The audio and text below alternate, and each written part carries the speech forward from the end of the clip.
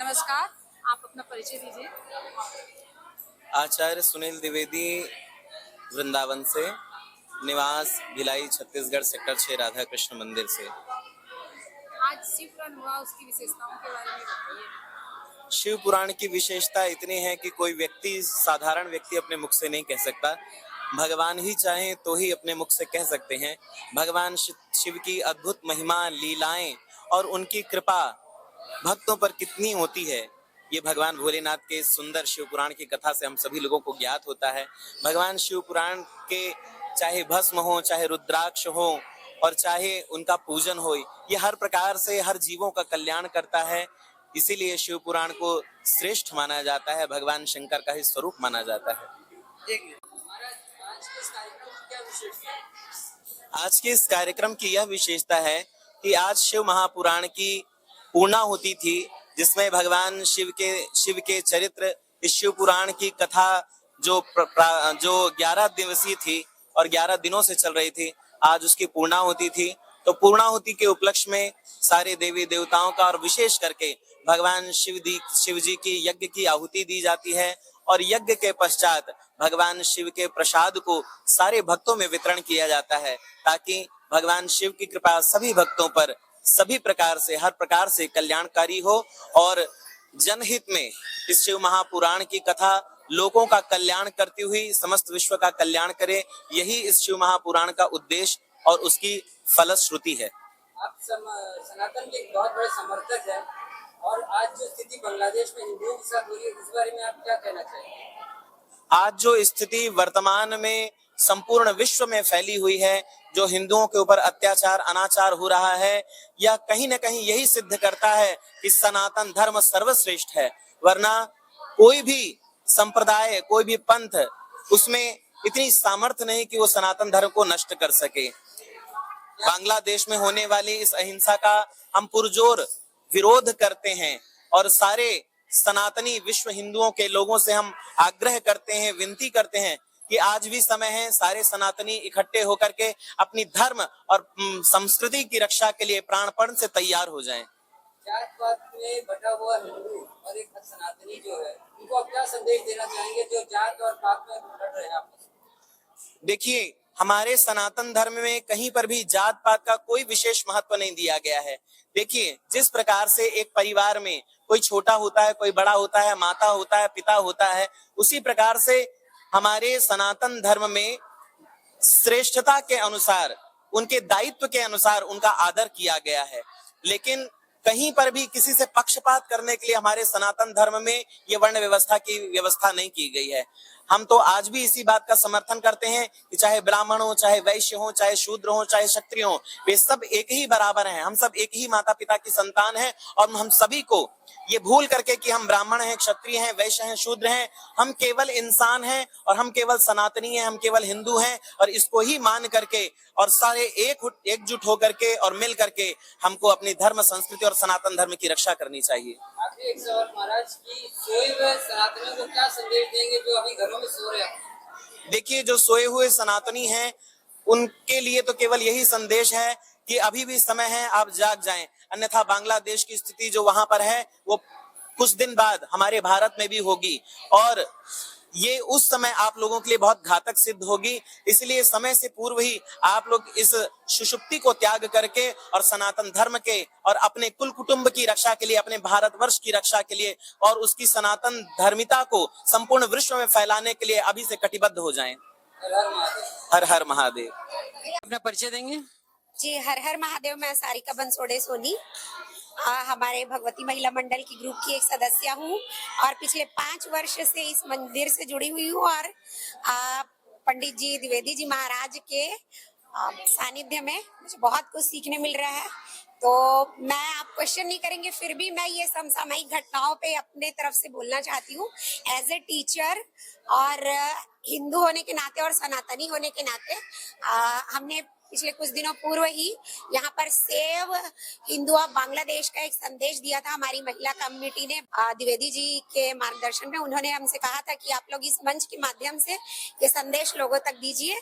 और मैं ये बोलना चाहती हूँ कि अगर द्विवेदी जी महाराज यहाँ पर एक ऐसा एक संगठन जो बनाए जिससे वहां पर जैसी स्थिति हो रही है कि मंदिरों में आके कोई भी तोड़ फोड़ करके चला जा रहा है, तो यहाँ पर हमारी एक ऐसी संस्था होनी चाहिए जिसमें महिलाओं को, बच्चों को और बुजुर्गों को, बड़े को, पूरे हमारे समाज को एकत्र होकर के इस विषय में छोटा छोटा, मैं अहिंसा की पक्षधर नहीं हूँ, मैं चाहती हूँ, मैं एक हिंदू होने के नाते, सनातनी होने के नाते हिंदू का अर्थ बताना चाहती हूँ कि जो हमको आंख उठाकर देखेगा हम लोग उसको बिल्कुल छोड़ेंगे नहीं, लेकिन जो हमसे प्रेम से आकर के गले मिलेगा उसके लिए हम लोग 10 कदम आगे बढ़ा करके उसका स्वागत करेंगे, उसको गले से लगाएंगे। बंगाल में एक डॉक्टर की हत्या और बलात्कार हुआ, ये भारत में हुआ, बांग्लादेश में नहीं हुआ है, इस बारे में आप क्या कहेंगी? मैं क्या कहूँ, मैं एक महिला होने के नाते मैं बहुत ज्यादा दुखी हूँ मैडम ममता बनर्जी से। मैंने सोचा नहीं था, मैं बचपन में जैसे उनकी छवि थी मेरी नजरों में कि वो एक सशक्त महिला नेत्री हैं, लेकिन जिस तरह से बंगाल में पिछले कुछ सालों से हो रहा है हिंदुओं के साथ, महिलाओं के साथ, तो मैं ममता बनर्जी जी को मैं क्या कहूँ, मुझे समझ नहीं आता। मुझे तो लगता है उनको संन्यास ले लेना चाहिए और राजनीति छोड़ देनी चाहिए कि एक महिला नेत्री के होते हुए बंगाल में इस तरह के घृणित कृत्य हो रहे हैं। एक ट्विटर आया था, ट्वीट में एक संदेश आया था कि अपनी बच्चियों को कथक या डांस या गाना गाने के बदले, सिखाने के बदले आप आत्मरक्षा सिखाइए। जी, मैं भारतीय होने के नाते कथक डांस नृत्य हमारे भारत की संस्कृति है। मैं हमारी बच्चियों को, इवन मैं भी उसके पक्ष में हूँ और मैं थोड़ा बहुत सारी चीजें जानती हूँ, तो मैं अपनी बेटी को और समाज की सभी अपनी बहनों को, इस महिला मंडल, भगवती महिला मंडल से जुड़ रही महिलाओं को, उनकी बच्चियों को भी ये बोलूंगी कि आप आत्मरक्षा भी सीखिए और हमारी भारतीय संस्कृति को भी आगे बढ़ाइए और आत्मरक्षा तो बिल्कुल सीखिए। Thank you. आप अपना परिचय देंगे? मेरा नाम अंजलि पटनायक है। अंजलि जी, ये बताइए, आज जो परिस्थितियां बन रही है देश में, विदेश में, सनातनियों के साथ, हिंदुओं के साथ, इस बारे में आपके क्या विचार है? जो परिस्थितियां बन रही है उसलिए हम महिलाएं निकली हुई हैं, हिंदू विश्व परिषद से भी हैं, और हमारे सारे कार्य जो होते हैं हम महिलाओं को जगाने के लिए। हम घर घर में जाकर के हमारे बच्चे लोगों को हम तलवारबाजी, लाठी, हर चीज का हम लोग अभी शिक्षा दे रहे हैं, क्लास दे रहे हैं कि लड़कियां जो भी है वो आगे आए और बहुत अच्छा चीज करें। अंजलि जी, आप एक महिला है, आज के जो समय है यहाँ पे लड़कियां या महिलाएं मंदिर जब जाती है तो वेशभूषा के जो हमारी संस्कृति है उसकी धज्जियां उड़ाती हुई दिखती है, इस बारे में आप क्या कहेंगी? महिलाओं को क्या संदेश देंगी? और मंदिरों में जब खास करके आ रहे हैं, खास करके मंदिरों में जब आ रहे हैं तो उनकी वेशभूषा कैसी होनी चाहिए, इस पर आप कुछ कहना चाहेंगे? आप जी, मैं ये कहना चाहूंगी कि सबसे पहले हम बच्चों को नहीं, हम माताओं को कहना चाहते हैं कि माताएं अपने बच्चों को वो चीज सिखाएं कि हमको कैसे पहनना चाहिए और कैसे रहना चाहिए, ताकि हम लड़कों पर ब्लेम नहीं लगा सकते। हम लड़कियों को अगर हम पहले से टिक करके रखेंगे तो लड़के हमारे कुछ नहीं कर सकते, और कोई भी नहीं कर सकता। पहले हम मातृशक्ति अपने बच्चों को, अभी हम यही चीजें लेकर के निकले हुए हैं घर से कि हम बच्चों को कैसे ठीक ठाक रखें। थैंक यू, धन्यवाद। आज जो स्थितियां बन रही है हमारे देश में, विदेशों में, सनातनियों को, उनको आप क्या संदेश देना चाहेंगी? खास करके मातृशक्ति को क्या संदेश देना चाहेंगी? हिंदुओं, अब जाग जाओ, क्योंकि अगर अब नहीं जागेंगे तो अब बाबर का समय फिर से वापस आ जाएगा। धन्यवाद। आप अपना परिचय देंगे? मैं मिसेस संजय सोनी हूँ। आप क्या कहना चाहेंगी आज की परिस्थिति एक ही शब्द कहूंगी, मैं हिंसा, ये जातिवाद, ये कुछ नहीं कहूंगी, सिर्फ एक ही शब्द कहूंगी, जो ये लड़की के साथ हुआ, ये पूरा साजिद के साथ हुआ है, ये की प्लानिंग के साथ हुआ है। ये पहली बार नहीं हो रहा हमारे देश में, कई बच्चियों के साथ तो ये हुआ। और पूरी प्लानिंग के साथ किया गया ना। अगर रात में लड़की जा रही है वो एक इत्तेफाक है, वो लड़के को, संजय को कैसे पता चला कि वहाँ पे वो हॉल में डॉक्टर मैडम है? कोई तो उसको संदेश पहुंचाया होगा ना। अगर मैं आज इस मंदिर में हूँ तो किसी को तो पता चला होगा कि हम मिसेस आरती, संजय सोनी आरती यहाँ है, तब जाके उसको खबर किया होगा। ये पूरी और राजनीति के ऊपर ये सवाल उठता है, ना कि ये धर्म, जाति या भेदभाव। आप अपने बच्चों को एक हथियार दीजिए, अगर लड़का उठा के देख रहे तो वहीं पे उसको मर्डर कर दे। कि अपनी लड़कियों को इतना बोल्ड बनाइए, उनको चूड़ी मत पहनाइए, उनको साड़ी मत पहनाइए, उनको ऐसे बनाइए कि अगर सामने लड़का को नजर उखाड़ के देख रहा है तो तेजाब उठा के उसके मुंह में फेंक दे, ताकि लड़के के माँ बाप को पता चले कि तुमने एक क्या पैदा किया है। और मुझे पता होना चाहिए कि मैंने क्या पैदा किया, झांसी की रानी पैदा किया है। अपने परिचय दीजिए। मेरा नाम रीना शर्मा है, मैं माँ भगवती ग्रुप की सदस्य हूँ। आज की परिस्थितियों में जो हो रहा है, भारतीय दंड संहिता को बदलकर भारतीय न्याय संहिता बना दिया गया है, उसमें महिलाओं को बहुत सारे पावर्स दिए गए हैं। तो क्या लगता है आपको कि अब ये चीजें बंद होंगी, जो अत्याचार या दुराचार महिलाओं के साथ हो रहा था, क्या वो बंद होंगे? सर मुझे नहीं लगता बंद होगा। हाँ, अगर अच्छे से करेंगे हमारा प्रशासन, हमारे देश में और कड़ा नियम होगा, जो गलत करते उनके लिए सजा दिया जाएगा। और सजा ऐसा कि बारंबार देना ही चाहिए उन लोगों को जो गलत करते, तब हो सकता है। बाकी तो कई लोगों का देखते हैं कि वो गलत कर लेते हैं, फिर कुछ दिन जेल जाते हैं, फिर वो घर में आ जाते हैं, तो उनको डर कहाँ से लगेगा? कई इस्लामिक देशों में बलात्कार की सजा मृत्यु दंड तक है, फांसी पे सरेआम लटकाया जाता है। क्या आपको लगता है कि हमारे देश में भी ऐसे दंड कानून बनने चाहिए? होना चाहिए सर, बिल्कुल होना चाहिए। हम तो हमारे देश में जो न्यायाधीश लोग हैं बैठे हैं, जो न्याय करते हैं, हर जगह जो प्रशासन है यही बोलेंगे कि जो लेडीजों के साथ गलत होता, बलात्कार होता, उनको बिल्कुल मृत्यु दंड देना चाहिए और ये जायज है। Thank you. जी हाँ, मैं बीएनएस के भारतीय न्याय संहिता के बारे में बोलना चाहूंगी। अभी जो हमारी प्रेजेंट की गवर्नमेंट है वो तो इतना अच्छा काम कर रही है कि मैं उनके बारे में क्या ही कहूँ, क्योंकि उनका विजन एकदम क्लियर है कि हमारे भारत में क्या होना चाहिए और कैसे होना चाहिए। तो बहुत ही अच्छी न्याय संहिता उन्होंने जो धाराओं को बदला है, अनुच्छेद न्याय के दंड प्रक्रिया को बदल के न्याय संहिता किया है, वो मेरे हिसाब से बहुत ही अच्छा किया है। और हम लड़कियों को बहुत से अधिकार दिए हैं, जैसे कि हमारी महिला सदस्य बहनें कह रही थी, तो वो बिल्कुल सही है। उन्होंने तो हमको राइट्स दिए हैं। और कपड़े पहनने की बात रही तो वो एज ए माता, एज ए पेरेंट हमको बच्चों को समझाना पड़ेगा। केवल लड़कियों को नहीं समझाना है, हमें लड़कों को समझाना है कि हमारे समाज में महिलाएं क्या होती है। माँ उनकी जो है एक लेडी है और उनको लड़के को भी कैसे रहना है।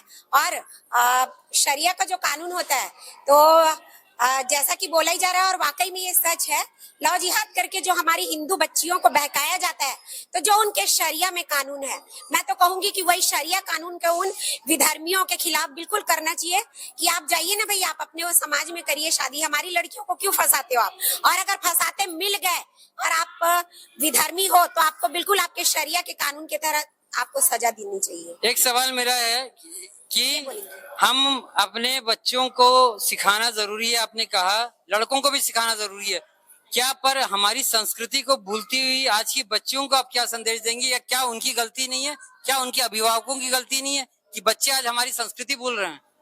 मैं कहूंगी सर, मैं एक लड़की की माँ हूँ और मैं अपनी बच्ची को जब तक अपनी संस्कृति नहीं बताऊंगी तो उनको पता कैसे चलेगा। मेरे हिसाब से मैं ये सारी जिम्मेदारी अपने ऊपर लूंगी। एक अभिभावक होने के नाते सारी गलती अभिभावकों की है, परिवार की है। ठीक है भाई, आप किसी परिस्थिति वश आप जॉइंट फैमिली में नहीं रहते हो, बट उनको हमारे संस्कार, हमारी त्योहार, हमारे यहाँ क्या होता है वो क्यों नहीं हम बता पा रहे हैं भाई? केवल पश्चिमी सभ्यता के पीछे दौड़ना हमारा उद्देश्य और ध्येय नहीं होना चाहिए।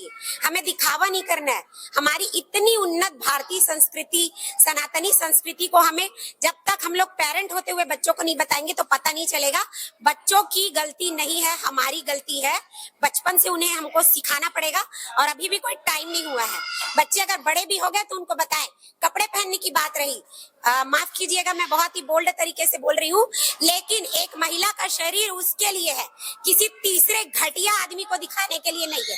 ये पेरेंट्स को अपने बच्चे को बताना पड़ेगा, इस तरह से सिखाना पड़ेगा। एक सवाल और मेरा, खास करके सनातनियों के घर में देखा हूं मैं कि जब बच्चा रामायण, भगवत गीता या कोई भी हमारे धर्म ग्रंथ को उठाता है पढ़ने के लिए, तो उनके बच्चों के अभिभावक बोलते कि ये रखो, ये बाद में पढ़ना, पहले तुम अपनी स्कूल की किताब पढ़ो।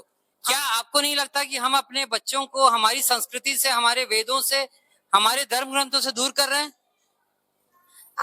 मैं ये पिछले के कुछ सालों तक कहती तो ये बिल्कुल सही था कि अभिभावक हम लोग पश्चिमी सभ्यता की ओर भागते हुए उनको दूर कर रहे थे, पर अब मुझे लग रहा है कि समय बदल रहा है और हम लोग भी बदल रहे हैं और अपने बच्चों को ये सारी चीजें सिखा रहे हैं। मुझे ऐसा लग रहा है कि बहुत ही जैसे हमारी सरकार है उनके नेप 2020 में जो चेंजेस किए हैं उसके तहत धीरे धीरे ये सारी चीजें इसमें आएंगी और अभिभावक भी बदल रहे हैं, अपने विचार बदल रहे हैं। मुझे लग रहा है बहुत ही जल्दी वो एकदम अच्छा समय आने वाला है जब हम लोग पश्चिमी सभ्यता के पीछे भागना छोड़ करके अपनी संस्कृति को अपने बच्चों को सिखाएंगे। अंजलि जी, आपसे एक सवाल है कि क्या आपको नहीं लगता कि हमारे देश में वापस से गुरुकुल आने चाहिए, जो गुरु शिष्य परंपरा थी जिससे हमारे पूर्वज हमारे पढ़े हैं? क्या लगता है आपको वापस से हमारी संस्कृति में जुड़ना चाहिए वो चीज? जी, उचित है। हमारे देश में गुरुकुल ऑलरेडी आ चुका है। जगह जगह बाल संस्कार हमारे गुरुदेव लोग चालू कर चुके हैं।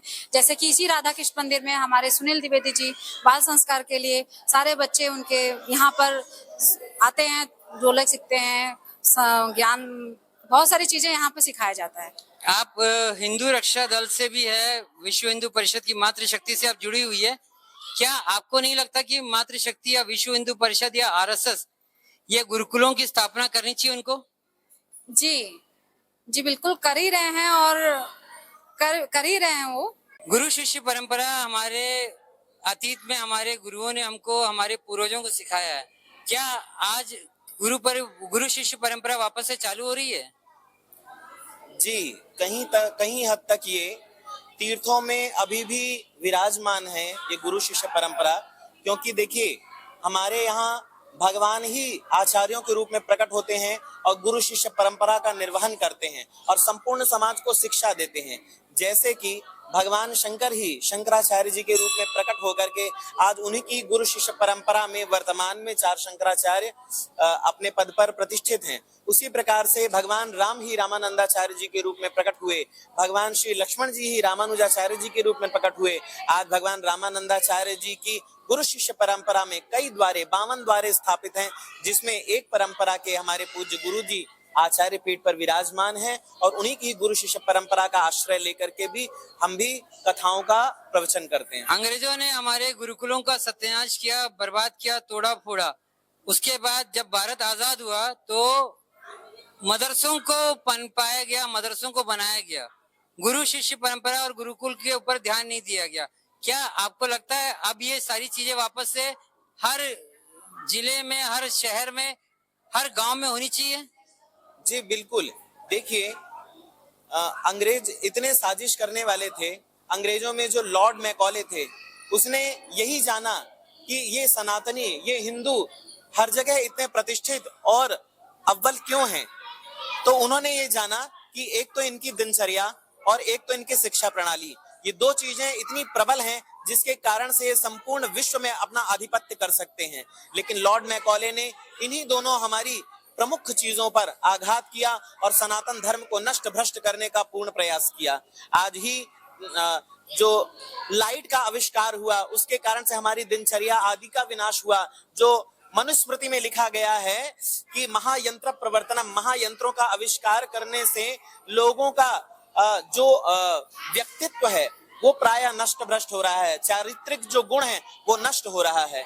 इसलिए ये जो पाश्चात्य संस्कृति है इसको छोड़ करके हमें पुनः धर्म और संस्कृति की प्रतिष्ठा के लिए हमको पुनः गुरुकुल पद्धति का आश्रय लेना ही पड़ेगा।